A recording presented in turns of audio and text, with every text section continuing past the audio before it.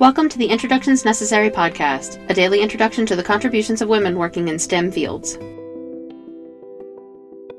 As one of the daughters of Marie and Pierre Curie, Irene Joliot-Curie was raised in the spotlight of the groundbreaking work of her parents, but still managed to make breakthroughs of her own, earning a Nobel Prize in chemistry in 1935. With an aptitude in mathematics and science that was evident at an early age, she was educated in a private collaboration between some of the greatest minds of Paris at the time. She began her undergraduate studies at the Faculty of Science at the Sorbonne, but World War I interrupted her education. Upon turning 18, she joined her mother's efforts in field hospitals, working with crude X-ray machines. These early radiographs helped doctors determine the locations of shrapnel in wounds, allowing for more precise treatment and better outcomes for the wounded. Unfortunately, these early machines were not well shielded and exposed both mother and daughter to large amounts of radiation.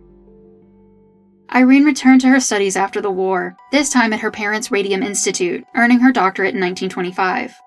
The next year, she married fellow scientist Frédéric Joliot, with whom she collaborated for much of her work. Their experiments identified both the positron and the neutron, but their incorrect interpretations of the results allowed others to claim these discoveries.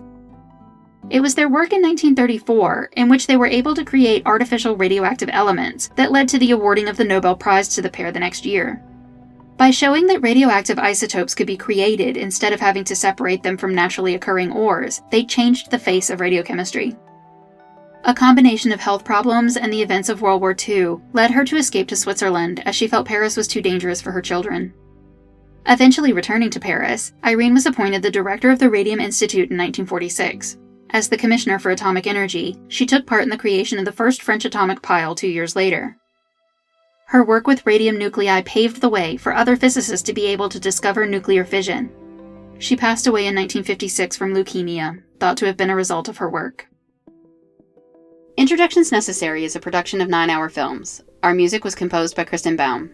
Please visit our website, introductionsnecessary.com, to listen to previous episodes and learn more about the women featured in this program.